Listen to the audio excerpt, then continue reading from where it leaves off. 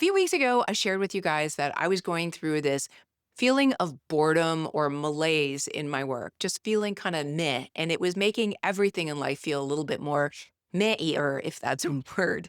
And if you are someone with ADHD or you're just a multi-potentialite who likes to do different things, then you're going to understand that cycle. We tend to just get bored of things after 6 months or 2 years, and then we want to burn it all down to the ground and start over again. And that has been my MO for the majority of my life. But when I shared that with y'all, I was concerned because I've spent a lot of time building up this business and brand. And it's not that I don't love it, it's just not giving me the same dopamine that it used to give me, which makes it harder and harder to self motivate and keep trucking forward. And when I shared that with you guys, I got like such an outpouring of love and support, which I really appreciate. Thank you. And I also got a lot of great advice. Most of you said maybe you just need to like take a break, chill out and take some time to yourself. And then maybe you'll come back and you'll feel differently about what you're doing. So I took your great advice. And for the past 6 to 8 weeks, I have tried to peel back as much as I can in both my business and in my life because they're kind of overlapping, right? Like this feeling of malaise, it starts to seed into every area of my life. I've cleared my schedule as much as I can and given myself a whole bunch of white space to just be, chill out, maybe sit on the couch, read a book. And when I did that, I discovered something that I was not expecting at all. Instead of rejuvenating my sense of interest and excitement, what I have realized about myself is I have lost the ability to chill the F out. It has been so uncomfortable for me to not get up and do the things that I normally do and work as hard as I do and do all of the things that I'm generally doing in my business. So when I peeled all that back and I had all this open space, what became abundantly clear to me is that I have been using my work to anesthetize thoughts that I didn't want to have, feelings that I didn't want to feel.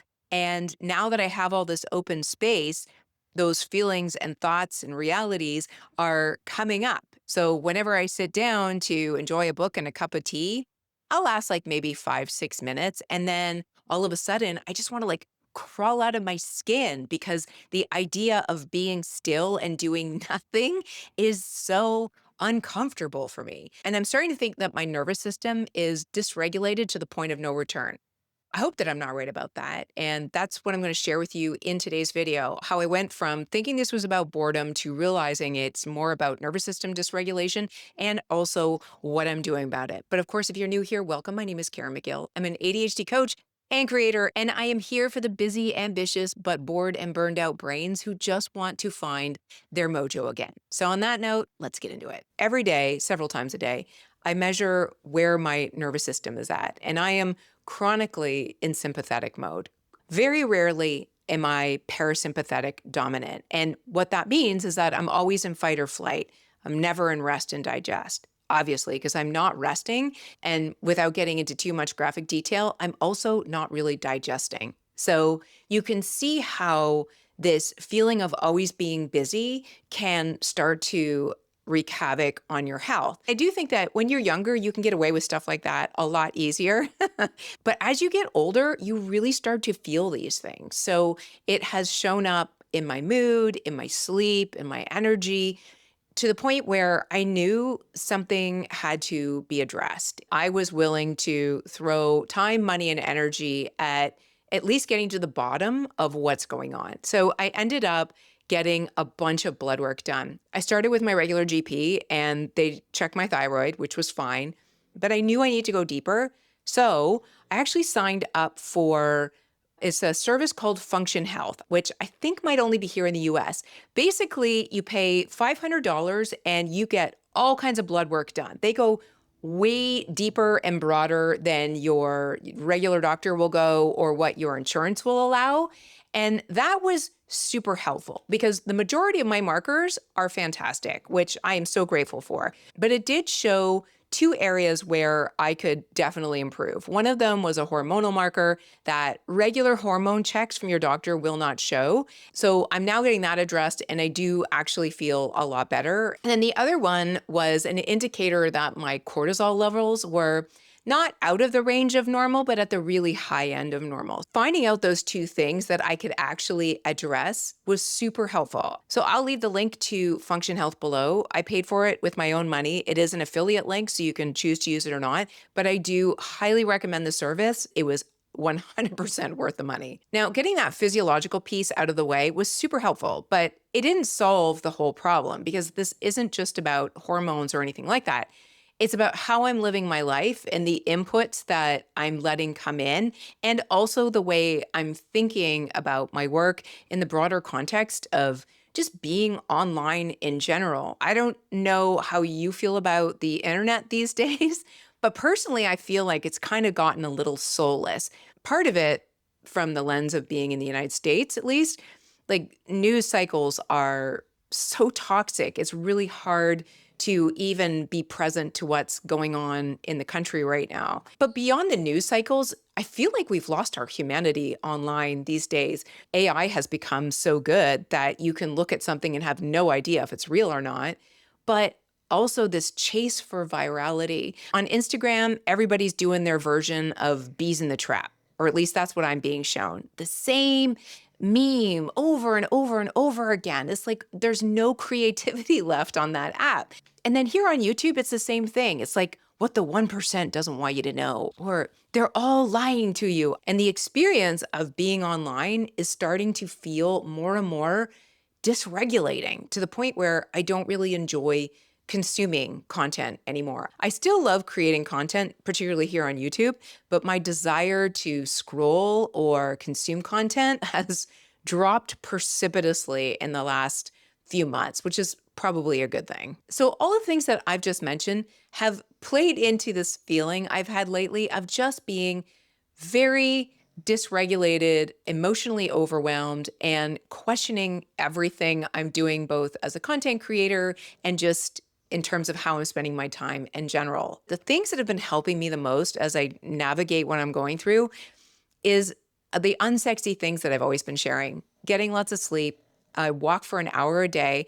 I'm still working out, maybe not as regularly because my energy has really dropped a lot, but I'm still meditating as much as I can. I'm seeing a therapist now. And instead of picking up my phone, I'm spending a lot more time reading actual books, whether it's a nonfiction book, which is generally what I read, but even fiction, I'm finding to be very soothing for my nervous system, particularly before I go to bed. So all of those things have really been helping me cope, but I want to do better than just cope, right? Like I want to get to a place where I'm excited about my work, I'm excited about my life, and I'm really thriving again. And I know this is not going to be an overnight fix. It's going to take time to bring that zhuzh back into my life. And in the meantime, the thing that keeps me showing up here, creating YouTube videos, podcasts, newsletters, is that I do believe that the internet needs a lot more humanity and a lot less AI slop and, toxic news cycles. So I may not be the most talented or interesting creator in the world, but I will always continue to show up here being honest and truthful about what is going on in my life, the journey I'm on. So you're always going to get the human version of this person right here. And I really do hope that that continues to be worth something as we go more and more down this path of AI. The last thing I'll share on this experience I've been going through with boredom in my work and just an overall feeling of meh in life in general is a lot of it has come down to structure for me personally. I've shared this a lot recently that my structure's been a little shaky lately, mostly because we're traveling a lot, we're in different spaces, and I'm trying very hard to maintain a sense of consistency and a basic foundation for my business as I continue to experiment with different things in my life. Because I don't think this is just a work thing or just a life thing. It has to be a little bit of both. And the one thing that keeps all of that going forward is that Sunday ritual of planning my week. And then on Fridays, looking at the week and asking myself, what are my wins? What am I celebrating? What has nourished me this week? What absolutely hasn't nourished me? And what do I want to try next week that might move the dial? Like having that process sits at the foundation of all of the things that feel like it's shifting right now in life. So if you don't have that for yourself, as I've said before, weekly planning is the highest form of self-care. So do yourself a favor and get into that rhythm. I have a ton of different videos sharing how I plan my week and my month and my year. I will list some of them below. And of course, you guys know I'm obsessed with Notion. I will share the template I would use either right here or right here. But all of those things together have been what is supporting me as I go through just this weird transition in life. So instead of blowing everything up and starting all over again, like I've done so many times in my life, I feel like I'm pulling threads to see where the knots are and to see if the knots are even worth spending time undoing, or do I just need to get rid of certain threads because they no longer serve where I'm going in life. I only wish that I had learned this skill of being intentional with the choices I'm making in life when things feel rocky. I may have been in a completely different place than I am now, but at the end of the day, I am exactly where I'm supposed to be, and you are exactly where you are supposed to be listening to this video right now. So I hope that it has been helpful, and I hope that in some small way, I've inspired you to look at that for yourself. So thanks for watching, guys. I'll see you next time.